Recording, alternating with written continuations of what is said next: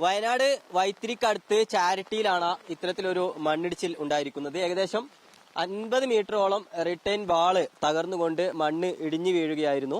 ഇന്ന് ഉച്ചയ്ക്ക് 2:30 കൂടിയാണ് ഇത്തരത്തിൽ ഒരു അപകടം ഉണ്ടായിരിക്കുന്നത്. എന്തായാലും ഈ താഴ്ഭാഗത്തൊന്നും വീടുകളൊന്നും തന്നെ ഇല്ല. മേലഭാഗത്ത് കുറച്ച് ഈ മണ്ണിടിഞ്ഞതിന്റെ മുകൾ ഭാഗത്തായിട്ടാണ് വീടുകളൊക്കെ തന്നെ ഉള്ളത്. ചില പ്രദേശവാസികൾക്കൊക്കെ ആശങ്ക നിലനിൽക്കുന്നുണ്ട്. കാരണം ഇന്ന് കഴിഞ്ഞ 2-3 ദിവസമായി ഈ ഒരു ഭാഗത്ത് ശക്തമായ മഴ പെയ്യുന്നുണ്ട്. ആ മഴയെ തുടർന്നാണ് ഇത്തരത്തിൽ ഇത്ര നീളത്തിൽ 50 മീറ്ററോളം ദൂരത്തിൽ റിട്ടേൺ വാൾ തകർന്നുകൊണ്ട് ഈ ഒരു മണ്ണ് ഇടിഞ്ഞ് വീണിരിക്കുന്നത്.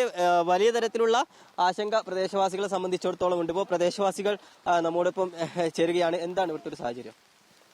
ഇവിടെ എന്ന് പറഞ്ഞാല് റിട്ടേൺ വാൾ ഇങ്ങനെ ഇടിഞ്ഞു പറഞ്ഞ് 2 മണിക്കാകുമ്പോൾ ഇടിഞ്ഞെന്ന് പറഞ്ഞത്. അപ്പോൾ ഇത് പറഞ്ഞിട്ടുണ്ടെങ്കിൽ ഈ റിട്ടേൺ വാള് കുത്തനാണ് 50 മീറ്ററോളം പൊക്കിയിട്ടുള്ളത്.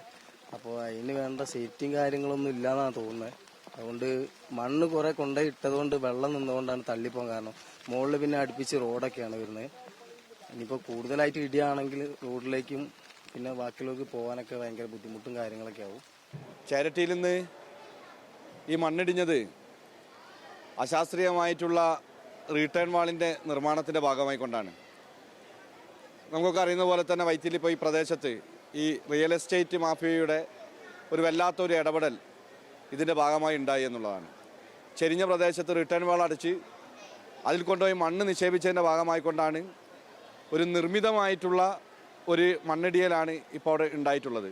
ഇതൊരു സ്വകാര്യ വ്യക്തിയുടെ സ്ഥലമാണ്. അപ്പോൾ റിസോർട്ട് നിർമ്മിക്കുന്നതിന് വേണ്ടിയിട്ടാണ് ഇത്തരത്തിൽ ഒരു മണ്ണ് ഫില്ല് ചെയ്തുകൊണ്ട് ഈ ഒരു റീറ്റെയിൻ വാൾ ഇവിടെ നിർമ്മിച്ചിട്ടുള്ളത്. പലതരത്തിലുള്ള ആശങ്ക. ഇതിന്റെ തൊട്ടു മുകളിലായിട്ട് റോഡും അതിന് തൊട്ടടുത്തായിട്ട് വീടുകളൊക്കെ തന്നെയുണ്ട്. കൂടുതലായിട്ട് ഇടുന്ന ഒരു സാഹചര്യം ഉണ്ടായിക്കഴിഞ്ഞാൽ ഈ തൊട്ടടുത്ത റോഡും അതുപോലെ ആ വീടുകളിലേക്ക് എത്തുമോ എന്നുള്ള ഒരു ആശങ്കയാണ് പ്രദേശവാസികളൊക്കെ തന്നെ. നമുക്ക് ഈ ദൃശ്യങ്ങൾ പോലും വളരെ വ്യക്തമായി തന്നെ കാണാം. ചെറിയ മഴ വെള്ളം എടുക്കുന്നതിനനുസരിച്ച് അവിടെ നിന്ന് മണ്ണ് ഇടിഞ്ഞു വീഴുന്ന ദൃശ്യങ്ങൾ കൂടി നമുക്ക് കൃത്യമായി തന്നെ ഇവിടെ നിന്ന് കാണാൻ കഴിയും. കൂടുതലായിട്ടുള്ള ഇനി വലിയ വ്യാപകമായിട്ടുള്ള ഒരു മഴയൊക്കെ പെയ്യുകയാണെങ്കിൽ കൂടുതൽ മണ്ണ് ഇടിഞ്ഞു വീഴാനുള്ള ഒരു സാധ്യതയും ഇവിടെ നിലനിൽക്കുന്നുണ്ട്.